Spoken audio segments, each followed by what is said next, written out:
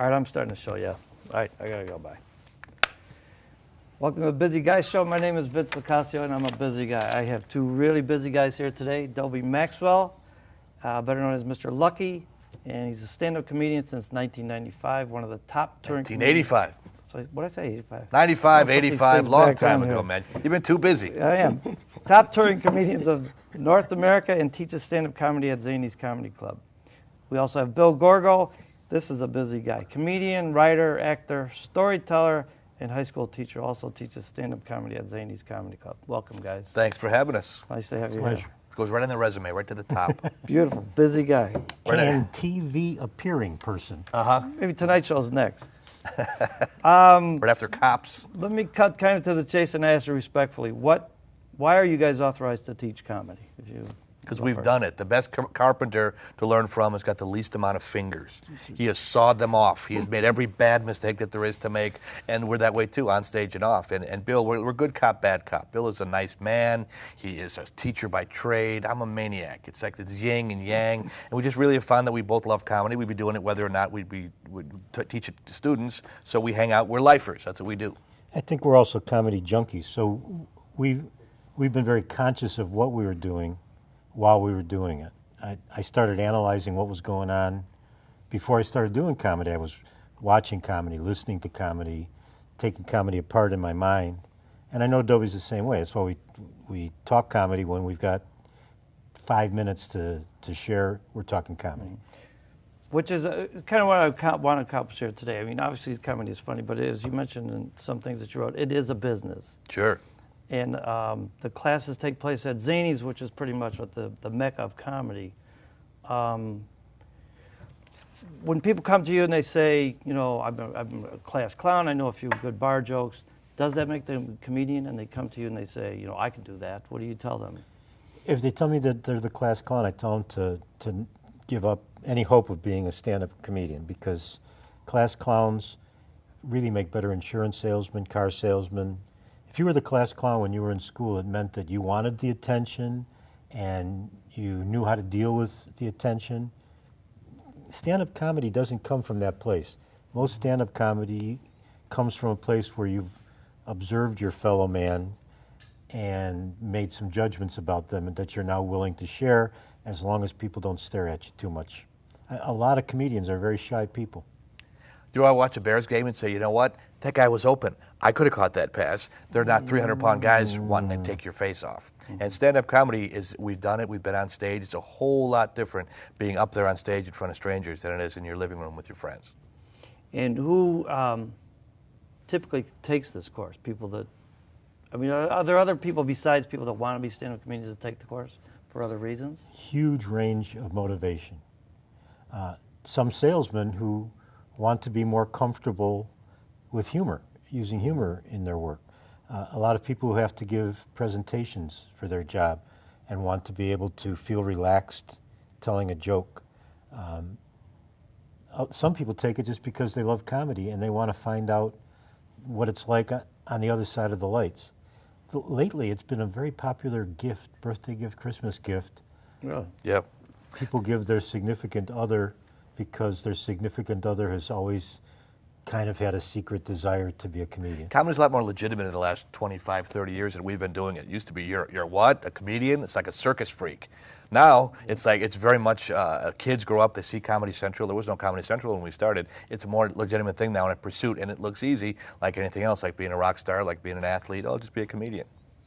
And to back up a bit and talk about Zanies, but when I was doing research also, one of the things I found kind of, when it was in its infancy stage, Rick Hewitt, the late Rick Hewitt, founder of the comedy club, Zanies, which is actually now in Chicago, St. Charles, and Nashville, and now in Rosemont. But one of his first calls was, just stand-up comedy means there's no chairs there.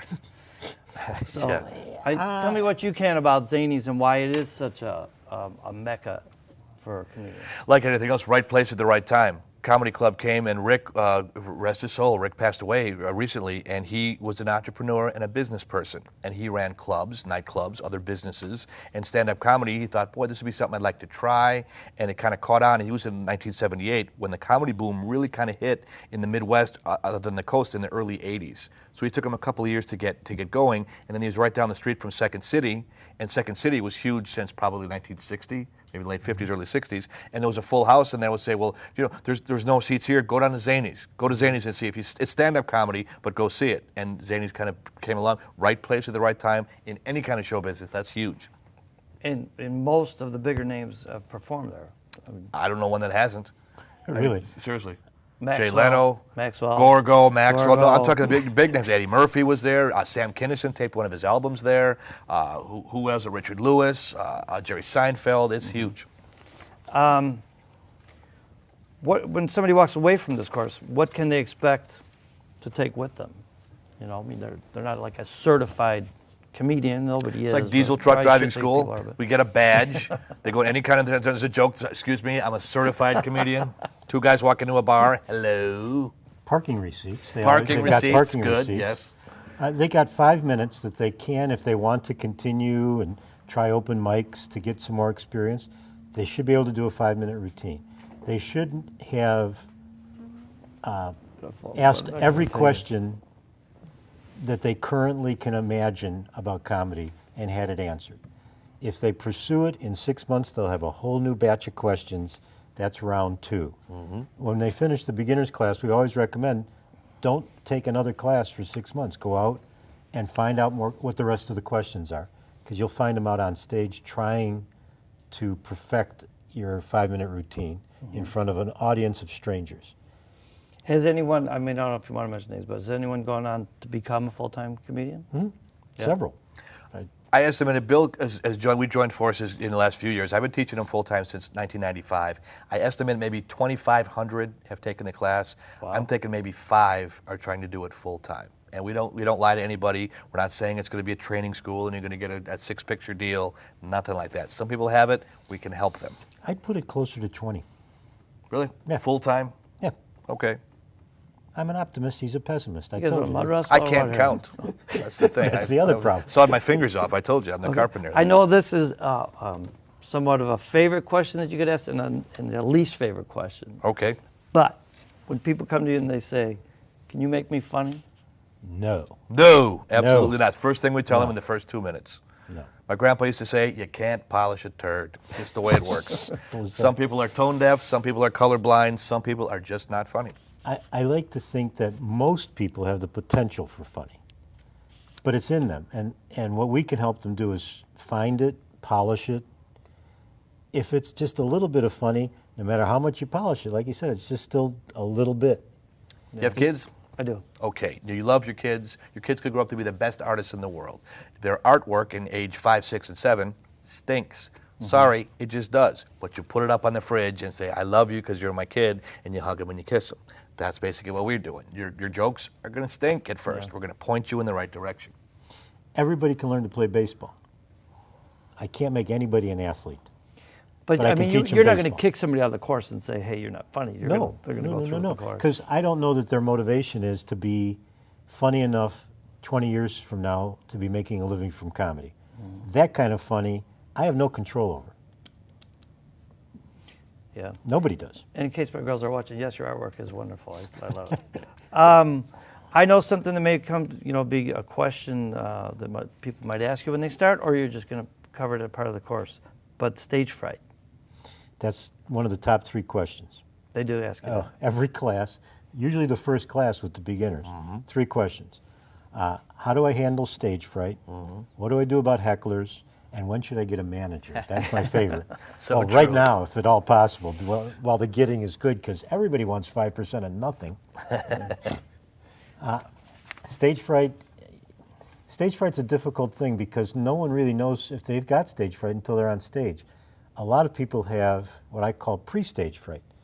They're frightened thinking about being on stage. I still have that. And what I think pre-stage fright is misinterpreting adrenaline. You're faced with something that's outside of the normal, getting up and talking in front of a group, having attention paid to you. That's not something that we usually do during the course of our day. So our body gives us a little jolt of adrenaline. Our palms get sweaty, we go pale. When the blood rushes inward, we get butterflies in our stomach, our heart beats faster. This is all good stuff, if you're going to run away or stay and fight the bear. But the problem is, for stand-up comedy and for facing the bear, what you want to do is relax. Adrenaline is no help whatsoever. So the best way to handle stage fright is burn off the adrenaline and see if you're still afraid. I tell people to go bounce up and down in the back of the room before they go up on stage. Adrenaline doesn't last long, and if you burn it off, what's left is fear. If you still have fear, we'll deal with it. But if you don't, go up on stage and perform. It's not going to kill you. Well, I think you kind of mentioned, you said you still get it, which probably means that you're, if you got up there and says, I really don't care, I'm just going to, drift through this, you're probably not going to do a good show. I mean, does that sound a little bit right? Or I know comedians who've outlived their ability to produce adrenaline before a show, and they all say the same thing, they miss it. Because getting that kind of energy from external mechanisms doesn't work. It's not the same. It's not your excitement that's driving your material. You need some energy on stage. what about when they, when you cover in the class the types of comedy? And I'm sure you're suggesting, do what feels best for you, but there's many different types. There's repetition, there's witty, there's satire, there's observational. Do you go through categories, or do you say, is this what you think is funny, and then you work with them? It's a stand-up class, and I think both of us have a pretty narrow idea of what stand-up is. So, we don't teach limerick writing or just... It's basically setups and punchlines. And if someone wants to get into something different, this is first grade. You're not teaching a kid calculus in first grade. You got to teach them how to do the cursor. First you got to crawl, then you walk, then you run. And what we're trying to do is get 5 minutes of stand-up comedy, probably, hopefully, about themselves. Okay, it's so much easier because they don't have to have a good memory. They can take what they've got in their life. I call it stirring up the yogurt inside their head. Some of them have fruit inside, some of them have nothing inside. We're trying to stir it up in there and make it very simple. That's why I call it the Maxwell method, because I've made so many mistakes, and Bill and I have seen so many mistakes made over and over and over again. Just simplify it, take the pressure off, big time. I think that's what's one of the beauties of the course coming from you guys, is because you're telling it like it is. I mean, I don't know if there's other courses out there or that are scam artists and say, guys that are going to say, we're going to make you funny. Absolutely everyone out there is Every a scam other artist one. except these two right here. They'll say, we've done it. We've been there. We've made the mistakes ourselves. There's a woman, I'm not going to say her name, that teaches a class. She's a mother, and she's a wife, and she's never done stand-up comedy, and she teaches a comedy class. Why? I don't know. Bill and I can't teach a class on motherhood or anything else, but we know comedy. And it's unfortunately, if you take a class from somebody, make sure they've done it. Yeah, I mean, you guys, seriously, I know I asked it as a question, but seriously have Oh, it's good. I'm glad you do. credentials. Yeah. What about subjects that you would tell a novice not to go on, such as sex, race, or religion, that an expert's going to be able to pull off?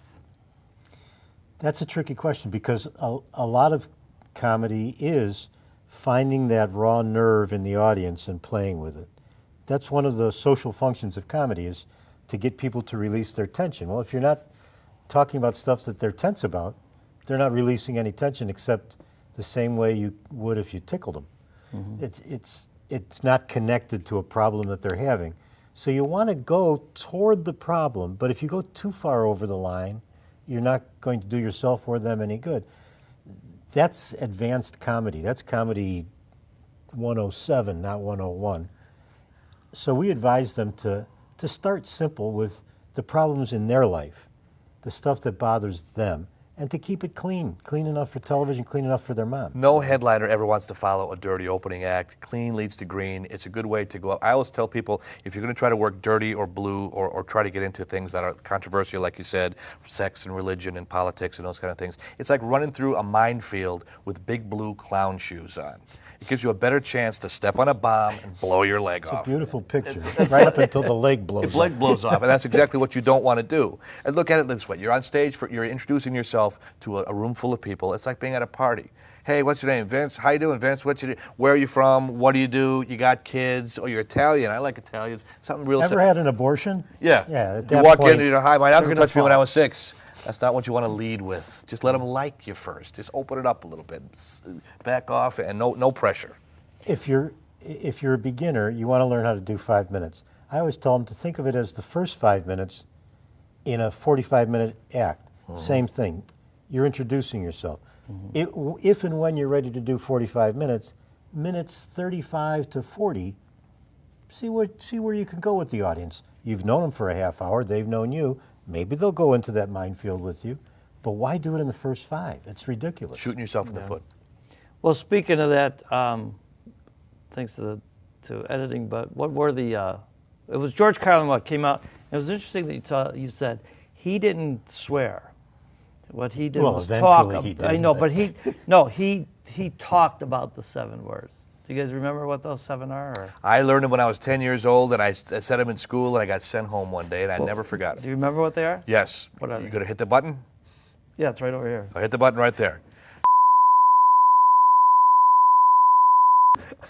To all beef patty, special sauce, lettuce, cheese, pickles, onions on a sesame seed bun. That you can't say. This is commercial, not commercial. I take my time. finger off the button now. Oh, okay, now press the button. I said Oh, I gotta turn it back You're going on. to press the button now? Exactly. And there's no way to clean those up, and that's one of the things that the FCC had put out there, and he said it. I heard it when I was 10 years old, and it just kind of stuck. But like Bill said, he didn't make it dirty. He made it clinical. Part of it is language, part of it is topic. And both of them have problems associated with it. The easiest thing to do is to write a clean act about a clean topic. And if you're in a situation where people expect your act to be dirtier or more adult, sprinkle it with language, like seasoning. Some people like their act spicy. Okay, there you go. Here's some more seasoning.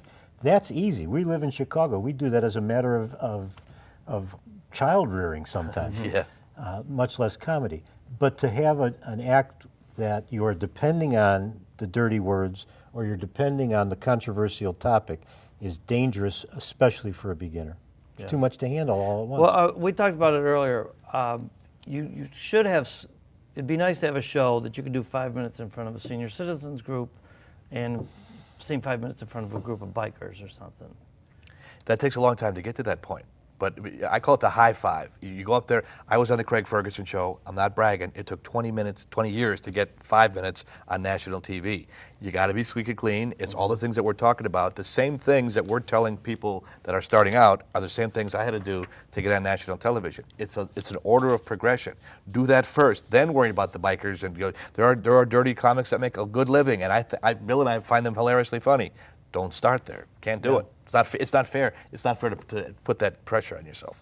Or the pressure of writing 5 minutes that you can do in front of old people and bikers. Gee, write 5 minutes for old people and 5 minutes for bikers. That's just 10 minutes. How about old bikers? Don't be lazy. Just Yeah, kinda old combine the bikers, two. there's another 10 minutes. Yeah, that's a good thing.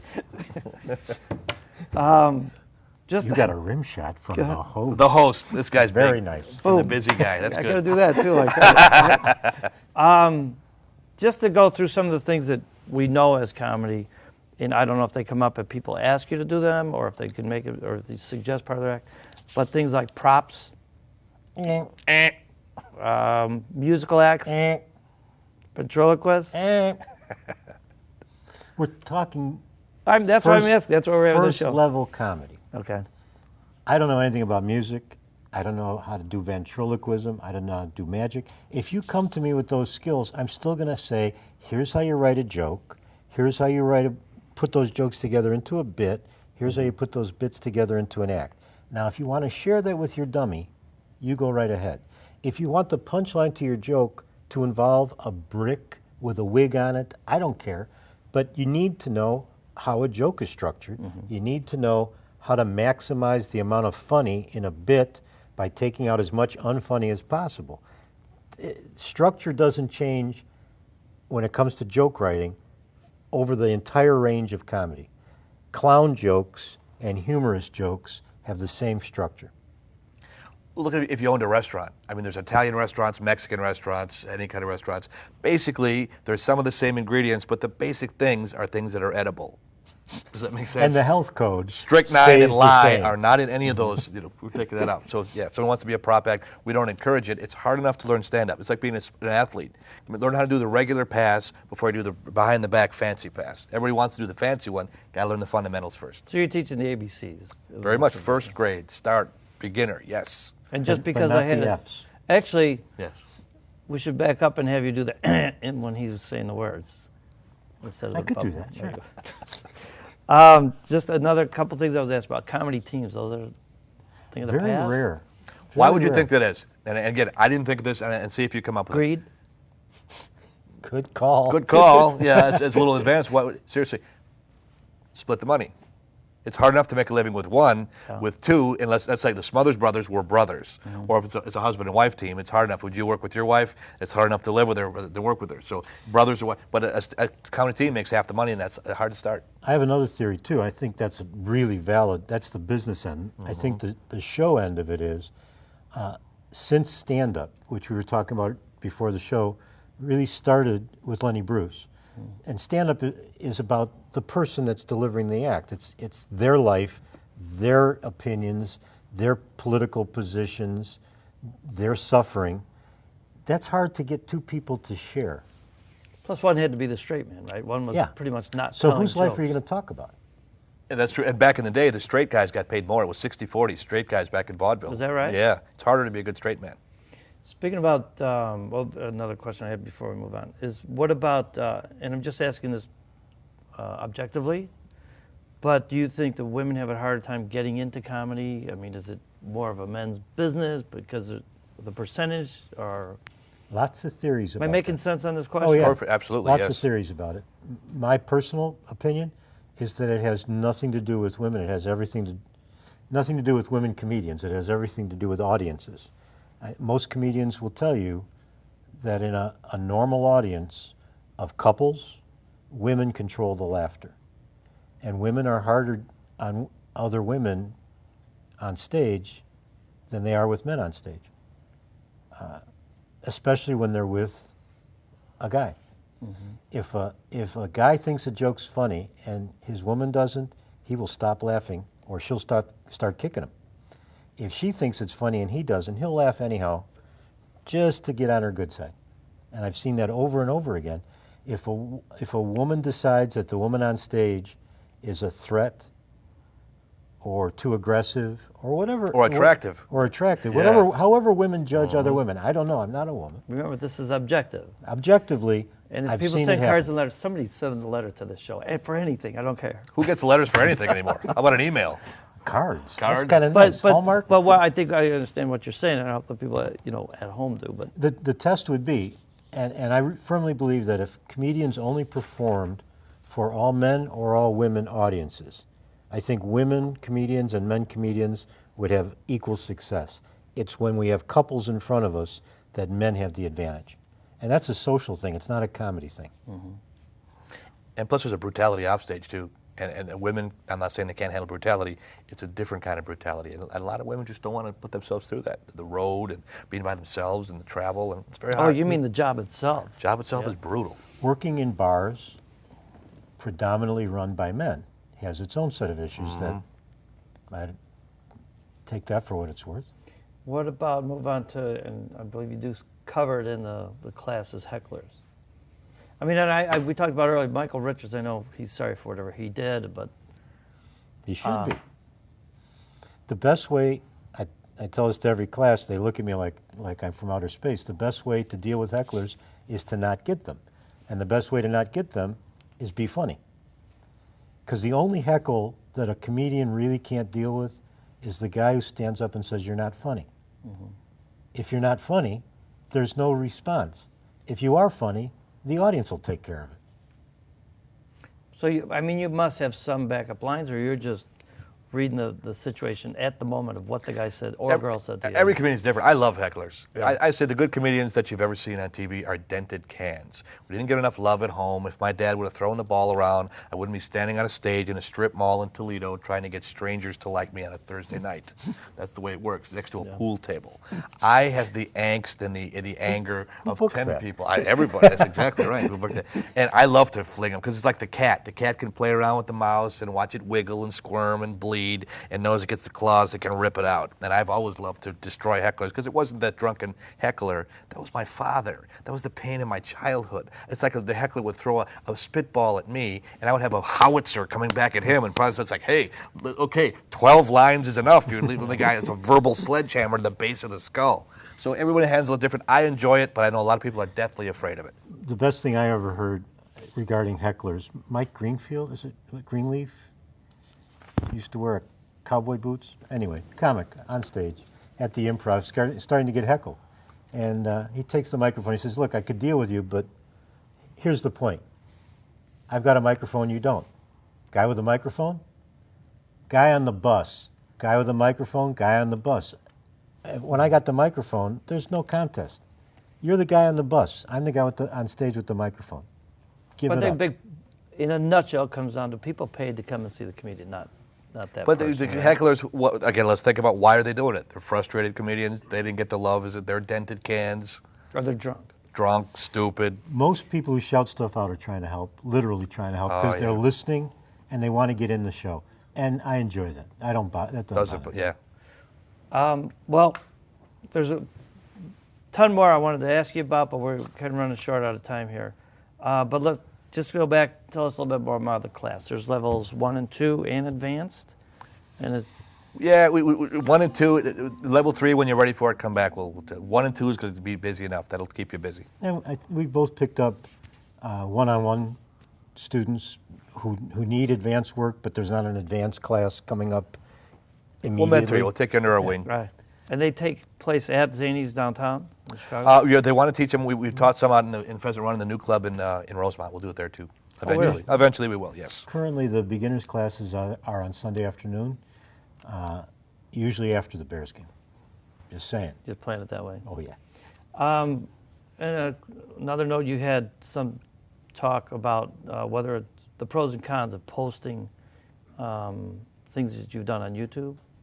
Yeah, you had kids. You put your kids' dirty diapers on YouTube. Look what they did. You wanted to, say comedy is a constant growth period there. You want to hide that growth period when you go out, people see you for the first time. You want to wow them. I see comedians now, they've been on stage 3 times. That's their 3 CDs, 3 albums are already out. It's like, no, hide it. But do you recommend just recording yourself just so you... For yourself, for your yes. own private to Don't hear- put it up for public hear what consumption. you did or what you did bad. What's the thing about Jay Leno with the 7 years of the Magic Plateau? We can teach a lot of stuff about comedy. What we can't do is pour experience in your ears. If you've got what it takes to last 7 years, you'll have enough experience to keep going. But it takes about that long on stage to learn to connect with an audience. Well, excuse me. That might be Jay Leno calling you. Hello, Jay. Hey, Jay, how you doing? Hello. Is it for me? No, I'm bucked. No. Yeah, it is for you, actually. No, he's a nice guy. That's okay. No, I had to turn off my phone because of the TV. Hey. Yeah. Why did I get that number? That's out? funny. Use it. What'd you do, post it? What? My number? Sure. It's on my Facebook page. Go look. All right, don't call here anymore, please. No, it's my show. Mine. Funny like a clown? That's what I wanted to ask you guys. What do you think, you're a comedian? Yeah. Well, here, you guys got to fight over these. These are the Thank you. traditional cannolis. But he's the Traditional. Italian guy. You got There's no fight. I'm a kraut. I like these by these. Those look delicious. Those look delicious in there. I don't know who baked these. All right, well, listen, We found I got to Jimmy go Hoffa's class ring in there. because I'm a busy guy. Oh, you are a busy guy. And don't come back. Bye. Wait, one more thing. What about your website is dobiemaxwell.com? Yes. Facebook me. It's Facebook. easier. Facebook. All right, peace in the valley. I'll see you. Sorry, I'm busy. I got to go. So he's a busy guy. He's You know very what? busy. We got to text him those 7 Ciao, words. We're Dino. texting those 7 words. Or go to busyguy.com. Busyguy.com. Or buy the album. Buy the album. Get 11:33. Want one of these cannolis? I don't think You're not supposed to put. those don't work as good as I thought they were. I thought I was supposed to put prunes in there. I don't know what. Those are Danish. Danish. Oh, Danish. What kind of cannoli. guy would give you